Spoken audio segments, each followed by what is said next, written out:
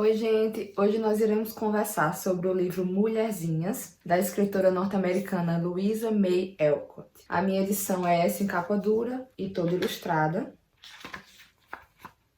E ele tem aproximadamente 600 e poucas páginas, quase 700 páginas. Bem, você já deve ter ouvido falar, porque ele é um livro considerado um livro clássico, e já deve ter visto resenhas aqui no YouTube mesmo, né? Conhece pessoas que já leram. As opiniões sobre esse livro são um pouco controversas, pelo menos pelo que eu andei vendo. Tem muitas pessoas que o consideram um livro doce demais, meigo demais, né? E acham que a escritura pesou a mão no tom ao escrever essa história. Mas é importante vocês saberem que a Luísa escreveu esse livro por encomenda.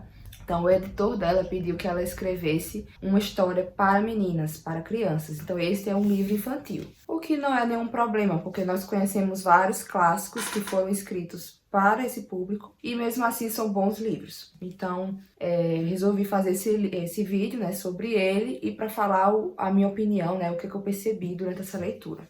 Começo contando um pouco sobre a história, né, de Mulherzinhas. Nós temos aqui 4 meninas, 4 irmãs com temperamentos completamente distintos e essas irmãs vivem com a sua mãe, a senhora March.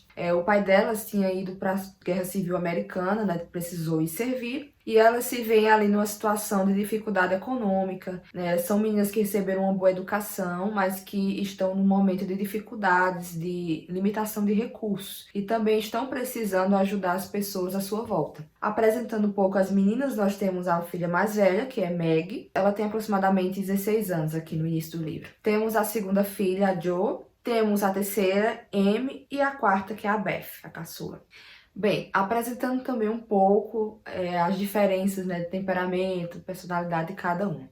A Meg, a mais velha, ela meio que assume o lugar da mãe quando a mãe não está, quando a senhora Marta não está. Então ela é responsável, né, cuida das meninas, é muito afetuosa. Ela também tem essa preocupação de filha mais velha, né, de se preparar para o casamento e de ser bem quista, bem vista pela sociedade. Gosta, né, desses cuidados femininos, de cuidar da aparência.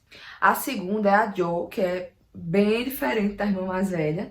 E aqui eu percebo que a autora quis dar esse protagonismo para ela, porque muitas partes da história são contadas pela perspectiva da Jo. Ela é completamente desprendida de aparência, né, de arrumação, com cabelo, com vestidos, gosta de ter liberdade, tem o sonho de ser escritora e é muito apegada aos pais, né? Apesar dessa liberdade, né, de querer voar, ela é muito próxima dos seus pais. A terceira filha, a Amy, eu posso considerar que é a filha vaidosa. Então ela também é muito preocupada com essa questão do status social. Então ela tem muitos sonhos, é ambiciosa, tem vários planos para o futuro e tem um quê aí de vaidade. A quarta, que é a Beth, ela é muito tímida, é talentosa, ela sabe tocar piano, muito doce, né, muito gentil e conquista todo mundo gosta dela, apesar de ser muito tímida e reservada. Então, em suma, né, resumindo, essas são as 4 filhas. Para mim, né, na minha experiência de leitura, a mãe delas se destaca, né, a minha personagem favorita, a senhora March, porque é realmente uma mãe muito virtuosa, que se destaca também pela forma como ela conduz aquela situação de ter ficado sozinha com essas filhas e educá-las. Né, educá-las e fazê-las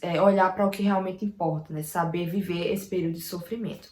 Em um determinado momento, elas vão se aproximar, fazer amizade com o vizinho, que é o Laurie, e o seu avô, o Sr. Lawrence. E, obviamente, a Jo, que é a filha mais legal, digamos assim, acaba fazendo amizade com esse rapaz, né, com esse jovem. Ele tinha mais ou menos uns 15 anos, então eles se tornam muito amigos, ele começa a frequentar a casa delas, depois o avô se aproxima e eles se tornam praticamente parentes ali, porque eles realmente convivem de maneira muito próxima. Esse vizinho não foi tão afetado financeiramente, né, o avô dele é rico, né, ele tinha uma grande propriedade e essa relação mais estreita acaba também sendo uma fonte de consolo, de suporte para essas meninas, né, para essa família. Avançando, né, na história, a gente tem o desenvolvimento da filha Meg, a mais velha, onde a gente acompanha o processo dela se apresentar à sociedade, dela se apaixonar pelo preceptor desse vizinho, que é o John Brooke, o preceptor. Ela se apaixona por ele, a gente vai acompanhar todo o processo do noivado, do casamento, e me chamou muito a atenção o capítulo, não lembro o número agora, mas o capítulo que descreve a relação dos dois, como os dois amadureceram e conseguiram crescer ali nos primeiros meses, né, do casamento. Então a gente acompanha todas as dificuldades de adaptação dos dois, né, de amadurecimento, em relação às finanças, à comunicação. E é bem interessante ver o processo dessa filha que está aprendendo a ser uma boa esposa. A gente também tem o desenvolvimento da Jo no seu sonho de ser escritora. Então, em vários momentos, ela vai fazer tentativas, ela vai escrever, vai ganhar prêmios, inclusive. Ela ganha um prêmio por um conto que ela publica num jornal, e ela pega os $100 e dá à mãe, para a mãe viajar com a irmã, para elas descansarem. E ela realmente vai se tornar, né, uma escritora mais pra frente, e é bem legal também acompanhar esse desenvolvimento. Já na terceira filha, ela gostava de desenhar e ela tem um sonho de se destacar na sociedade. Mais pra frente, na leitura, a gente vê como ela consegue isso, né? Como ela consegue essa oportunidade. Mas tem uma cena muito interessante, que é quando a mãe meio que dá uma lição, ensina, sabe? Corrige um pouco um comportamento muito vaidoso que ela teve. Na escola que ela estudava, tinha uma moda de levar limas para a sala de aula. Laranjas.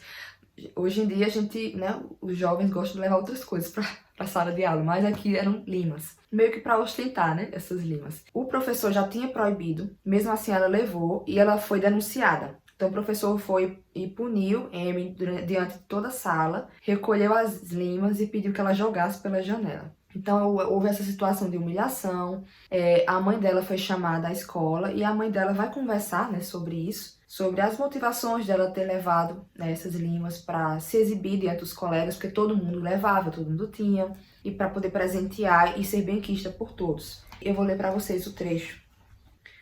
Nesse trecho que eu vou ler, a professora fala sobre a atitude do professor, como o professor corrigiu o comportamento da Amy. Eu não teria escolhido essa maneira de corrigir seu erro, respondeu a mãe. Mas não tenho certeza se esse castigo não lhe fará mais bem do que métodos menos severos. Você está começando a ser um pouco pretensiosa, minha querida, e já é tempo de começar a corrigir isso. Você tem um bom número de dons e virtudes, mas não há necessidade de se gabar deles, pois a presunção estraga o melhor gênio. Não há muito risco de que um verdadeiro talento ou ponto forte seja esquecido. E, mesmo se o for, a consciência de possuí-lo e usá-lo bem deve ser o suficiente. A maior virtude de todas é a modéstia. Então aqui a mãe tem essa conversa e a gente tem vários momentos assim, dessa mãe atenciosa, essa mãe que sabe o momento de corrigir, o momento de orientar as filhas e que tá ali sempre junto. E por último, falar um pouco da Beth. A Beth, em determinado momento, ela vai adoecer gravemente. Eu não sei se isso é um spoiler, gente, desculpa, mas assim, não vou contar o que acontece com ela, mas ela passa por um grande sofrimento. É bem interessante a aproximação que a Jo vai ter da Beth, né, de aproveitar esses momentos com ela, de essa proximidade entre irmãs. E a Beth é meio a personagem que faz a gente olhar para a eternidade, que faz a gente voltar nossos olhos para Deus, a partir dessa situação que ela vive aqui, né, na história.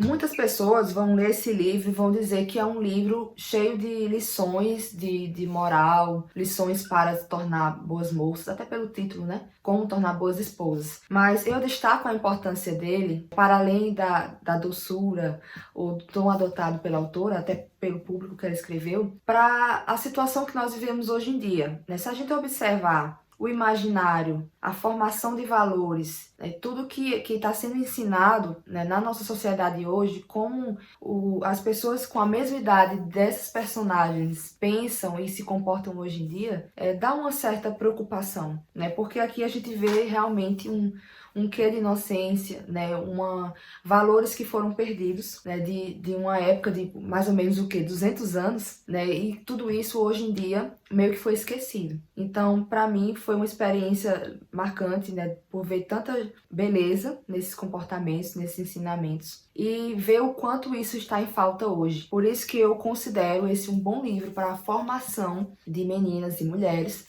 não só de meninas, até porque nós adultos também nos beneficiamos, né, de uma leitura como essa, tanto por ser um clássico, né, passou aí pelo teste do tempo, nós temos, né, esse livro sendo editado, sendo lido até hoje, quanto pelas referências, né, pela reflexão que ele pode nos causar, né, sobre o que estamos deixando passar, sobre as coisas que nós deixamos de lado na nossa sociedade de hoje.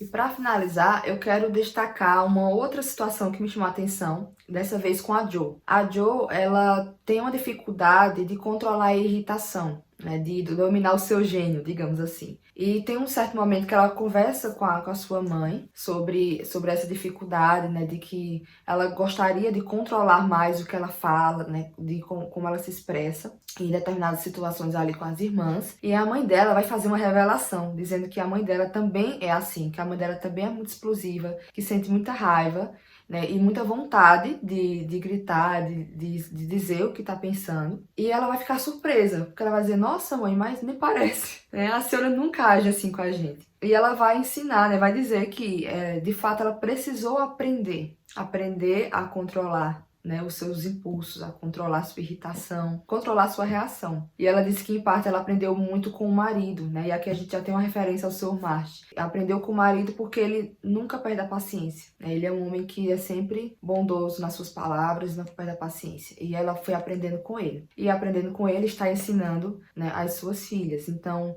é bem interessante esse momento entre as duas, onde a Jo percebe que é possível, né, sair de onde ela está e amadurecer e dominar isso que está incomodando. Então é isso, gente. Eu quis só apresentar algumas ideias, né? Meu intuito não era contar grandes detalhes da narrativa. É um livro grande, mas muito tranquilo, muito gostosinho de ler, até pelo tom que eu falei pra vocês, né, de ser realmente algo leve. Então, rapidamente vocês vão conseguir conhecer essa história e espero que vocês gostem. Até o próximo vídeo. Se você gostou desse vídeo, deixa o seu like, né, curte aqui embaixo, se inscreve no meu canal, comenta aqui se você já leu esse livro, me fala o que você achou e compartilha esse vídeo com seus amigos para mais pessoas conhecerem o livro Mulherzinhas.